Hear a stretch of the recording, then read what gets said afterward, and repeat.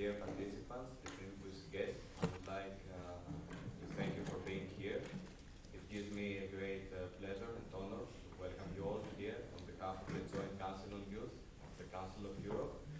It is the co-decision body which brings together governmental officials and the youth organizations in the framework of the co-management system of the Council of Europe, and that establishes the youth sector's priorities, objectives, and budget.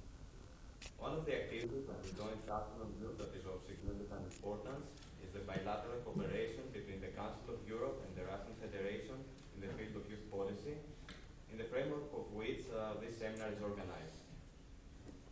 This year, we commemorate the 70th anniversary of the end of the Second World War, the most destructive and widespread war of all times, the greatest disaster in the history of humanity. Over 80 million people were killed, which was over 3% of the 1939 world population. Millions of people faced political, racial, and religious persecution, including Jews, Roma, homosexuals, and disabled people. In 1945, Europe has been looted and nearly ruined by this bloody war. A couple of weeks ago, I was watching a very interesting interview with a war witness telling his story. Stepan Karnaukov, it's 90 nowadays, is among the surviving veterans of the Great Patriotic War. His narrative was very shocking and touching for me. He says, "We didn't know the sweet excitement or the tenderness of the first love. Instead, we had wounds and bandages soaked in blood," and concluded crying, "The war stole our youth. That's not listed among the losses of war." This is only one of the million witnesses of how deeply the war affected people back then. People like him survived the war, carrying its horrors and nightmares through their whole lives. They had to live with it for more than 70 years. At this point, please let me put an emphasis on the role of youth during the Second World War. The Second World War had a major and determinant impact on the life of young people. Many youth left school to join the labor force or the military. Young people, regardless their age or gender, were fighting in the trenches to defend their homeland and to oust fascism. They kept their morale high and showed their bravery and patriotism in the battlefield. But also, when their countries were occupied, most of them, they kept on fighting for their liberation. In every country, there were recruits by many young people eager for freedom.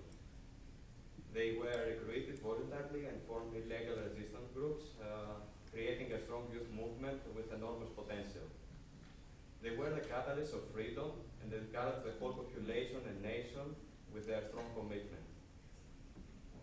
The remembrance of the Second World War is vital to keep our collective memory alive, to remember the victims and the survivors, to honor the heroes, to raise awareness of the consequences of this tragedy.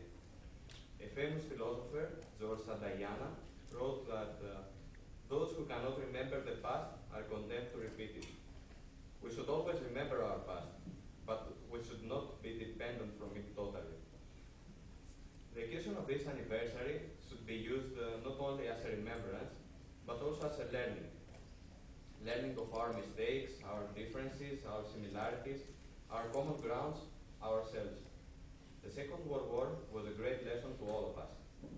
It taught us what humans are really able to do to destroy each other, how much pain can a man stand, how a real catastrophe looks like. The atomic bombings of Hiroshima and Nagasaki, the Holocaust, and the Istanbul massacre are only a few of the many fatal incidents during the war. The numerous war crimes and crimes against humanity committed, including genocides, massacres, persecutions, slave labor, and pogroms, can be called as a black page in our history. But despite all this disaster, this was not, of course, the end of Europe. The joint actions and efforts of the Allied forces who fought united against fascism and Nazism, inspired the European nations and founded this institution, the Council of Europe, in order to achieve a greater unity between our countries.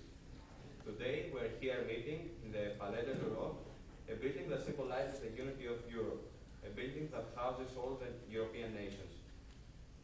One should highlight that Europe wasn't dead, of course, after the war. It was just heavily wounded. Europe achieved to generate we are not yet there yet. There are many more things to be done in order to unite the whole Europe with respect to democracy and human rights. We have many more challenges to overcome. The extremism and racism are in rise. Xenophobia still haunts many of our cities. Military conflicts are ongoing on our ground.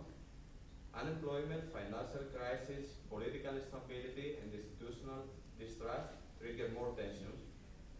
Violence, terrorism, and hate speech are not eliminated yet.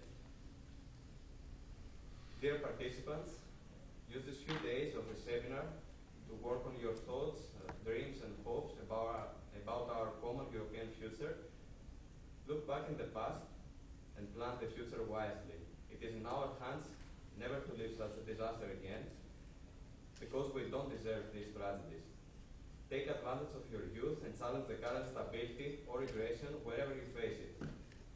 Take initiatives and change your communities on local and national levels.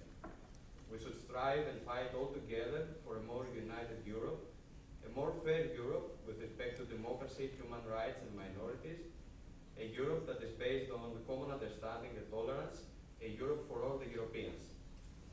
Probably the way is long, but we already started it. Please only don't forget one thing, that you are not only the future of Europe, you are the present too. Thank you very much.